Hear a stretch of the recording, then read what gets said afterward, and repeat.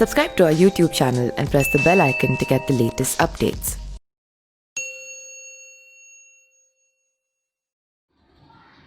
नमस्कार, मैं पिंटू सिंह यादव आप सभी का स्वागत करते हैं न्यूज़ लाइव में। देखिए, बिहार का विधानसभा चुनाव आ रहा है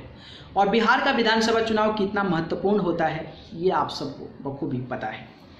अगर हम यूपी की बात करें और यूपी के बाद बिहार की बात करें तो यूपी बिहार की जो राजनीति होती है वो काफ़ी ज़्यादा तगड़ी होती है और जब यहाँ के चुनाव होते हैं तो पूरे देश में सबकी नज़र होती है कि आखिरकार बिहार में किसकी सरकार बनी। क्या बिहार में लालू जी आ गए या फिर नीतीश कुमार सरकार बना ली है या फिर गठबंधन के साथ कोई और मिलकर चुनाव लड़ रहा है लेकिन सरकार किसी और के साथ बन रही है। और ये मुद्दा देखना भी काफ़ी ज़्यादा दिलचस्प हो जाता है। दिलचस्प इसलिए भी हो जाता है क्योंकि यहाँ के नेता इतने टॉप क्लास के हैं कि जहाँ भी बैठते हैं, चाहे विधानसभा की बात करें या फिर लोकसभा की बात करें, वहाँ पर चर्चा ही चर्चा होती रहती है। चाहे हम लालू प्रसाद यादव की बात करें या फिर नीतीश कुमार की बात करें, चाहे हम सुशील कुमार मोदी की बात करें या फिर रामविलास पासवान की बात करें, चाहे हम तेजस्वी यादव की बात करें या फिर चिराग पासवान की बात करें, ऐसे ही कई और नाम शामिल हैं जिसमें जीतनराम मांझी, उपेंद्र कुशवाहा और भी कई ऐसे दिग्गज नेता हैं जो कि सुर्खियों में काफ़ी ज़्यादा रहते हैं। लेकिन इस बार बिहार का चुनाव होने वाला है और बिहार के चुनाव में 3 युवा नेता जो हैं वो काफ़ी ज़्यादा चर्चा में रहने वाले हैं और शायद उन्हीं 3 युवा नेताओं के वोट जो है लोगों का झुकाव बढ़ेगा और उसमें से देखते हैं कि कौन ज़्यादा बाजी मारता है और कौन ज़्यादा सबसे ज़्यादा सुर्खियों में रहता है। आप भी हमारे कमेंट बॉक्स में ज़रूर बताइएगा, मैं नाम लूँगा कि कौन ज़्यादा सुर्खियों में रहेगा और किसको आने वाले विधानसभा चुनाव में लाभ होगा। तो 3 युवा नेता हैं जो कि बिहार में काफ़ी ज़्यादा प्रचलित हैं और आने वाले समय में उन तीनों युवाओं पर बिहार की जनता की निगाहें और पूरे देश की निगाहें जो है वो टिकती नजर आएगी। जी हाँ, पहला अगर हम नाम बात करें तो पहला नाम है बिहार की सबसे बड़ी पार्टी यानी कि आरजेडी, राष्ट्रीय जनता दल, जो कि लालू प्रसाद यादव और राबड़ी देवी की पार्टी है। और आप सभी को पता है कि बिहार में ऐसा कहा जाता है कि जब तक रहेगा समोसा में आलू तब तक रहेंगे बिहार में लालू। और इसी से अंदाजा लगा सकते हैं आप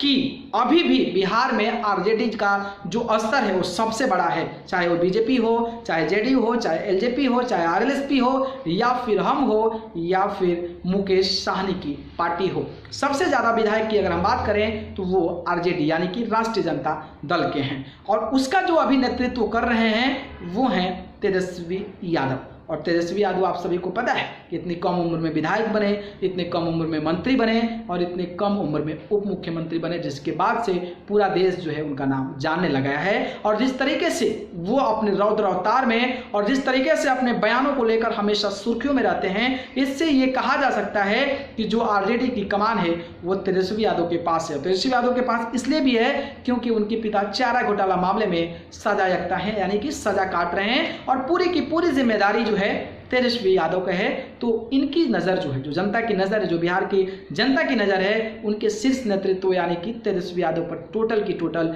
टिकी हुई है। और तेजस्वी यादव किस तरीके से बिहार की जनता को अपने तरफ प्रभावित करते हैं और किस तरीके से आरजेडी पार्टी को वोट करने के लिए लोगों को मनाते हैं, ये देखना बेहद दिलचस्प होगा। लेकिन हम कह सकते हैं इतना कि तेजस्वी यादव जिस तरीके से मुखर होकर, जिस तरीके से प्रखर होकर और जिस तरीके से अपने तेज स्वभाव के साथ लोगों के बीच आ रहे हैं, लोगों के बीच जा रहे हैं, ये कहीं ना कहीं संदेश देता है कि आने वाले समय में तेजस्वी यादव रुकने वाले नहीं हैं और अपना जो बल है, अपनी जो शक्ति है और अपने जो दृढ़ है उसको पूरा का पूरा प्रयोग करके बिहार चुनाव में झोंकने की तैयारी कर रहे हैं। तो ये हो गया पहला नाम। दूसरा नाम हो गया रामविलास पासवान के बेटे चिराग पासवान के बारे में। और सभी को पता है कि चिराग पासवान जमुई के दूसरे बार सांसद बने हैं और रामविलास पासवान जो उनके राष्ट्रीय अध्यक्ष थे जो कि एलजेपी के, अब उनकी जिम्मेदारी जो है अपने बेटे यानी कि चिराग पासवान को दे दिया है। और चिराग पासवान को देने के बाद बिहार में ये पहला विधानसभा चुनाव है। तो ये भी देखना दिलचस्प होगा कि चिराग पासवान क्या